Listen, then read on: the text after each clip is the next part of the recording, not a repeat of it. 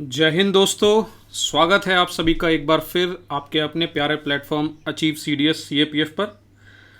आज हमारा जो टारगेट है हम लोग यहाँ पर कंप्लीट करने वाले हैं सीडीएस 1 2023 में आए हुए फिज़िक्स के क्वेश्चंस को।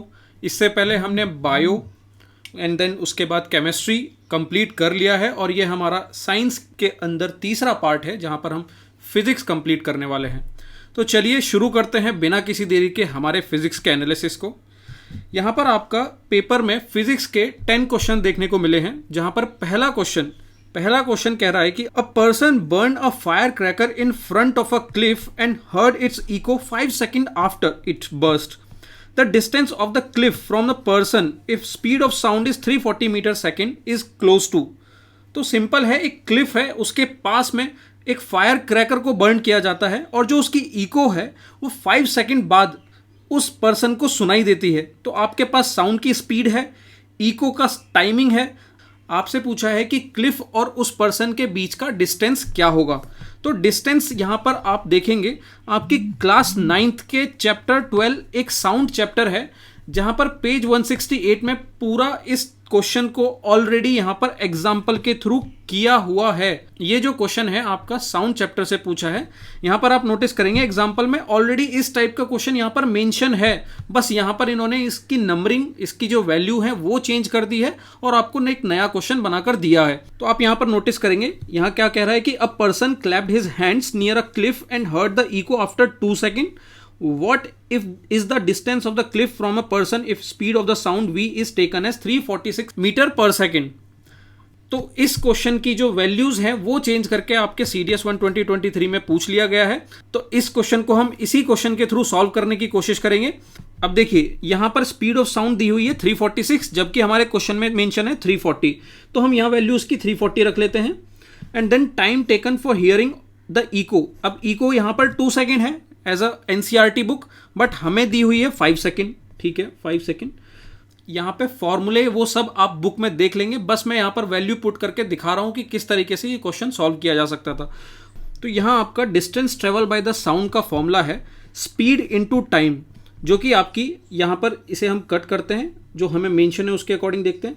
स्पीड मेंशन है 340, टाइम मेंशन है 5 सेकेंड। जब हम इसको मल्टीप्लाई करेंगे हमारी वैल्यू आएगी 1700 मीटर। ठीक है, बट क्वेश्चन हमारा यहाँ पर नहीं खत्म होता है। आगे हमें इस वाले पॉइंट को समझना जरूरी है, क्योंकि हमारी इको रिफ्लेक्ट होकर आ रही है। तो डिस्टेंस यहाँ पर 2 बार काउंट हो जा रहा है, जिसकी वजह से हमें उसे 2 से डिवाइड करना पड़ेगा। तो यहाँ पर आप नोटिस करेंगे in 2 second sound has travelled twice the distance between the cliff and the person. Hence the distance between the cliff and the person क्या होगी? हमारी जो वैल्यू आई थी 1700 डिवाइडेड बाई 2 मीन्स 850 मीटर, जो कि हमारा ऑप्शन डी होगा। तो ये आपका class 9th chapter 12 page number 168 sound के न्यूमेरिकल से एक क्वेश्चन पूछा गया था, जो कि आप डायरेक्टली इस एग्जाम्पल के थ्रू देख सकते हैं कैसे हमने इजीली सॉल्व किया। अब हम हमारे नेक्स्ट क्वेश्चन पर चलते हैं। नेक्स्ट क्वेश्चन है क्लास 9th चैप्टर 12 साउंड से ही पूछा गया क्वेश्चन। यहाँ कह रहा है कि consider the following statement about the microphone and the speaker of a mobile phone. अब स्टेटमेंट जो गिवन है इसमें कहा है कि the microphone converts sound to a mechanical signal, the microphone converts sound to electrical signal. But आप यहाँ पर देखेंगे आपको मेंशन है पेज 170 पर एक बॉक्स मेंशन है इस चैप्टर में, वहाँ गिवन है कि microphone converts the sound wave to electrical signal, जो कि आपके ऑप्शन 2 में सही दिया हुआ है, इसलिए आपका ऑप्शन 1 जो है गलत हो जाता है। उसके बाद यहाँ पर स्पीकर के बारे में बात हो रही है। स्पीकर के बारे में भी आप यहाँ देखेंगे मेंशन किया है कि speaker converts the amplified electrical signal to sound, जो कि आपको ऑप्शन 4 में मेंशन है, इसीलिए 3 आपका गलत होता है और आपका जो आंसर निकल के आता है यहाँ 2 और 4, जो कि डी आपका राइट आंसर है। तो ये भी आपकी एनसीईआरटी के डायरेक्ट पेज 170 चैप्टर 12 साउंड के एक बॉक्स में मेंशन इंफॉर्मेशन से निकल कर आता है, तो इसे आप देख लेंगे। अब हम हमारे नेक्स्ट क्वेश्चन पर चलते हैं। नेक्स्ट क्वेश्चन हमारा क्या कह रहा है कि sound and light waves are. अब ये वेव्स से रिलेटेड क्वेश्चन हमेशा सीएपीएफ सीडीएस में पूछा गया क्वेश्चन है। ये बहुत ही बेसिक लेवल पर यहाँ पर क्वेश्चन पूछा है, जो कि आपकी एनसीईआरटी में डायरेक्ट आपको देखने को मिलेगा। तो आप यहाँ पर नोटिस करेंगे चैप्टर 12 साउंड में ही ये तीसरा क्वेश्चन आपका पूछा जा रहा है, जो कि एक बहुत इंपॉर्टेंट चैप्टर हो जाता है। तो पेज 163 पर आप यहाँ देखेंगे, ये मैंने ऑलरेडी पहले भी हाईलाइट किया था और यहाँ पर कंक्लूड करके भी इस चीज़ों को लिखा हुआ है, क्योंकि एक इंपॉर्टेंट इंफॉर्मेशन है। साउंड आपकी लॉन्गिट्यूडनल वेव्स होती हैं, जबकि लाइट आपकी ट्रांसवर्स वेव होती है। तो इसको आप याद रखेंगे और इसमें आगे आने वाले फैक्ट भी आपको याद रखने हैं। तो इसका आंसर होगा हमारा ऑप्शन ए, जहां पर साउंड एंड लाइट वेव्स जो है respectively longitudinal and transverse wave होती हैं। ठीक है, तो इसे हमने देख लिया हमारा डायरेक्ट एनसीईआरटी के सोर्स से। अब हम आगे बढ़ते हैं हमारे नेक्स्ट क्वेश्चन पर।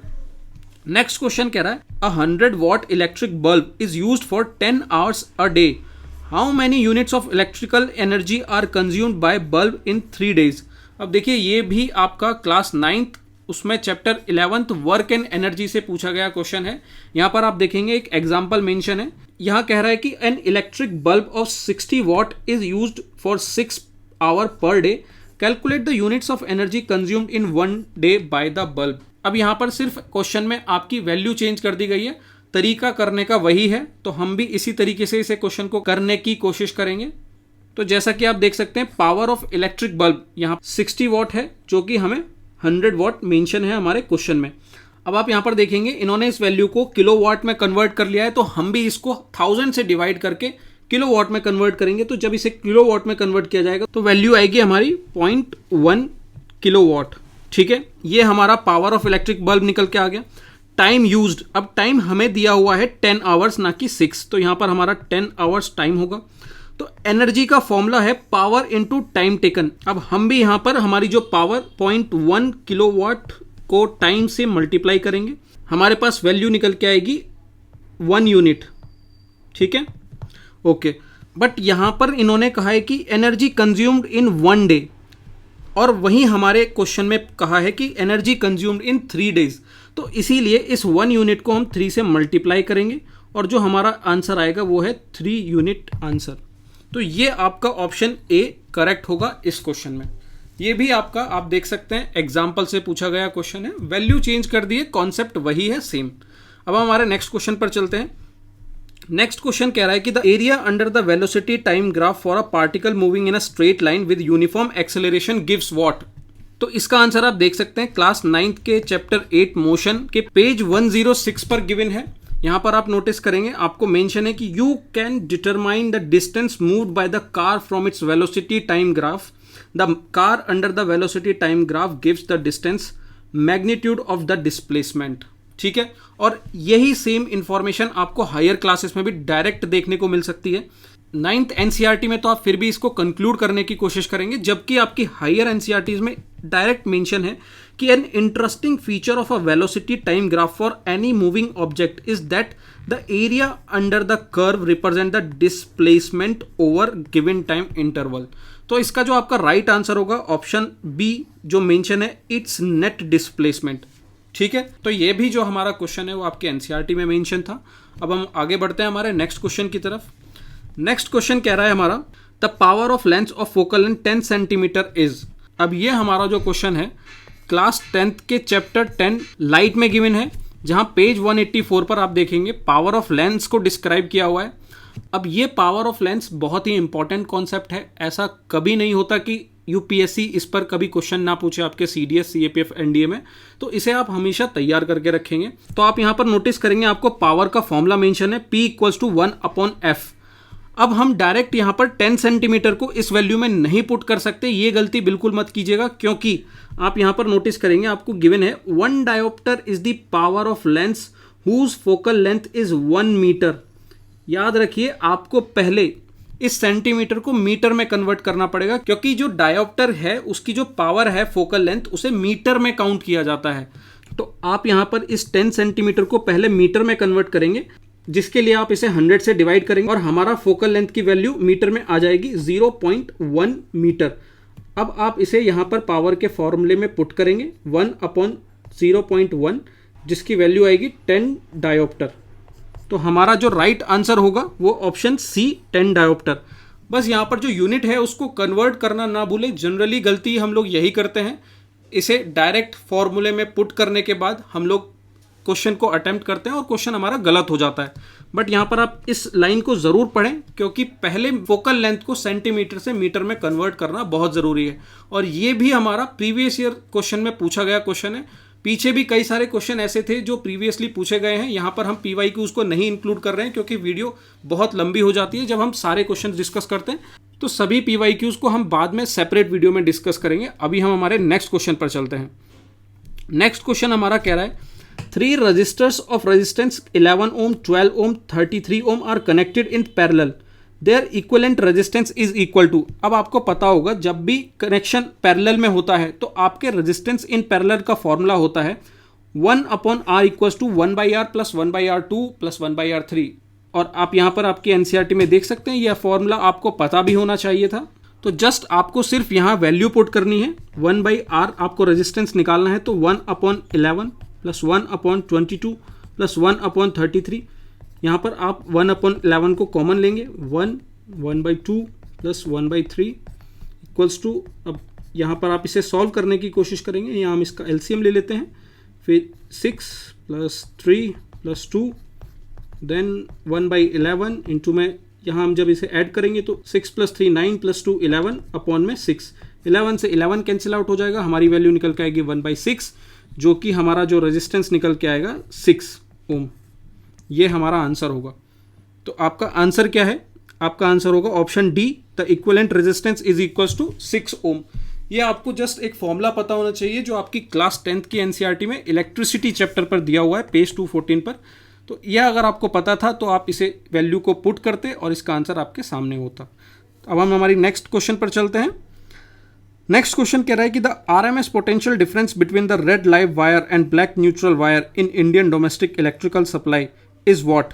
अभी आप देखेंगे class 10th chapter 13 magnetic effect of electric current, page 237 पर मेंशन आपका 13.7 के एक टेक्स्ट में आपको मेंशन है, one of the wire in the supply usually with red insulation cover is called live wire, another wire with black insulation is called neutral wire. In our country, the potential difference between the two is 220 volt.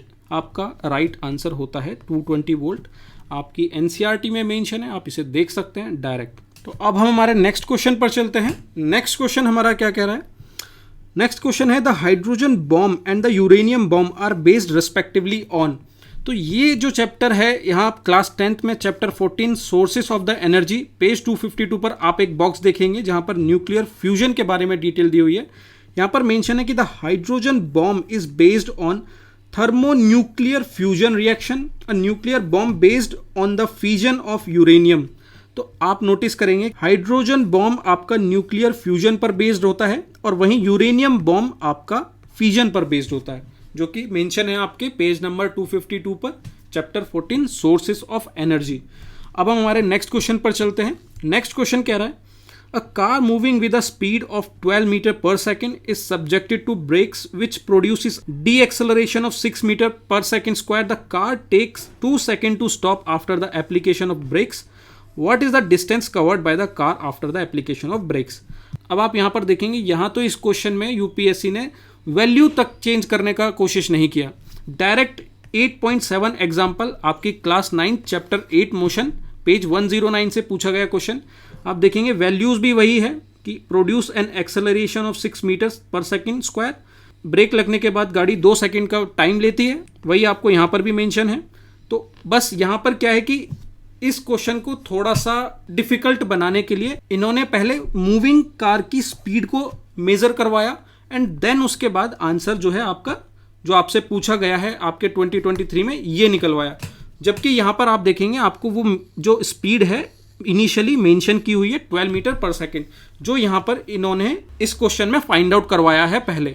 तो आप यहाँ पर इसे देखेंगे, ये जो formula है इसमें आप ये वैल्यू जब पुट करेंगे जो कि आप यहाँ पर देख रहे हैं यहाँ मेंशन की हुई है, और इन्हें मेंशन करने के बाद आपका आंसर 12 मीटर आ जाएगा, जो कि आंसर है आपका ऑप्शन ए। तो यहाँ पर बहुत ज़्यादा समझाने समझने जैसी कोई बात नहीं है। अगर आपको ये फॉर्मूला पता है, अगर आपने ये चैप्टर पढ़े हुए हैं, तो आप ये क्वेश्चंस बहुत इजीली कर सकते थे। तो अब हमारे नेक्स्ट क्वेश्चन पर चलते हैं।